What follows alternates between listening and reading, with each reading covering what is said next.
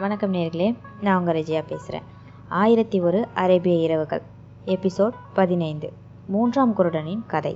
இப்போது அந்த அபூர்வ சகோதரிகள் கிட்ட 3வது குருடன் தன்னுடைய கதையை சொல்ல ஆரம்பிக்கிறான். மாதரசே, என்னுடைய கதையை கேளுங்க. விதியின் கொடுமையில் எனக்கு முன்னர் கதை சொன்ன 2 பேருமே இடது கண்கள் இழந்தனர். ஆனால் நானோ துரதிர்ஷ்டத்தை வலிய அணைத்து கொண்டேன். கொடிய விதி எனது இடது கண்ணை அழித்து குருடனாக்கிவிட்டது. நான் காசிம் மன்னரின் மகன். அவர் காலமான பிறகு நான் பட்டத்திற்கு வந்தேன். நெறிமுறை தவறாது அரசாண்டு வந்தேன். எனக்கு சின்ன வயது முதலே கடல் பயணம் செய்ய ஆசை. கடலுக்கு அடுத்துள்ள பல தீவுகள் என் ஆட்சிக்கு உட்பட்டு இருந்துச்சு. அடிக்கடி கடலில் சென்று அந்த தீவுகளை கண்டு வருவது என் வழக்கம். ஒரு முறை 1 மாத காலம் ஆகுமாறு உணவு பண்டங்களை சேகரித்து கொண்டு தக்க துணையுடன் கடல் பயணம் தொடங்கினேன். பல நாள்கள் கடலில் பயணம் செய்தேன். ஒரு நாள் கொடிய புயல் ஒன்று கடலில் தோன்றியது. எங்கள் கப்பல் புயலில் சக்தியால் திசை தெரியாது எங்கோ இழுத்து செல்லப்பட்டது. எந்த நேரத்தில் கப்பல் கடலில் மூழ்கிவிடுமோ அப்படின்ற அச்சம் எங்களுக்கு அதிகமாகவே ஆச்சு.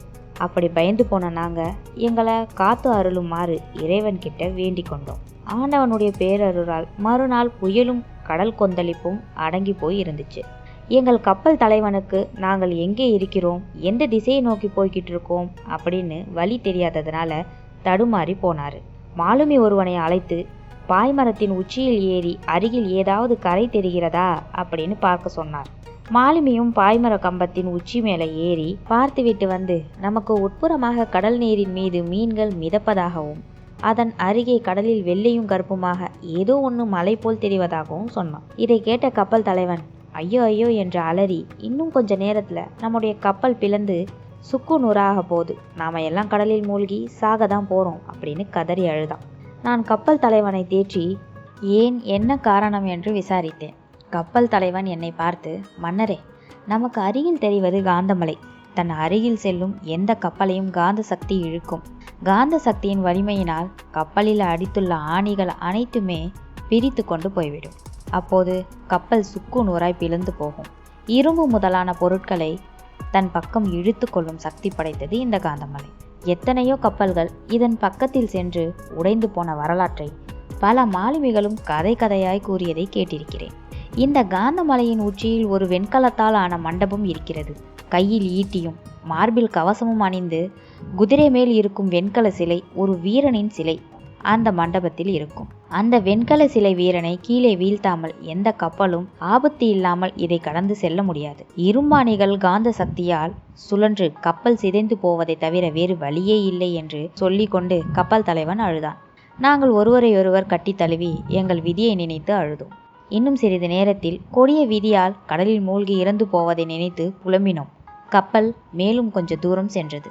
கப்பலில் அடித்திருந்த இரும்பாணிகள் சொன்னவை போலவே அனைத்தும் காந்த சக்தியின் வலிமையினால் பெயர்த்து கொண்டு பறந்தோடியது. கப்பல் சிதறி கடலில் மூழ்கிவிட்டது. அனைவரும் கடலில் மூழ்கினோம். பல பேர் கடலில் மூழ்கி இறந்தார்கள். கடலில் மிதந்த கப்பலில் ஒரு மரத்துண்டை பற்றி கொண்டு நான் கடலில் தத்தளித்தேன்.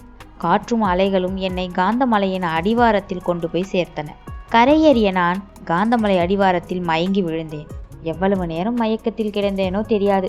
மயக்கம் தெளிந்து கண்ணை விழித்து பார்த்தபோது இந்த அற்புத கதைகளை சொல்லி கொண்டு வரும் ஷஹஜாத் பொழுது புலரும் தருணம் வரவே மீதி கதையை நாளை கூறுவதாக முடித்தார்.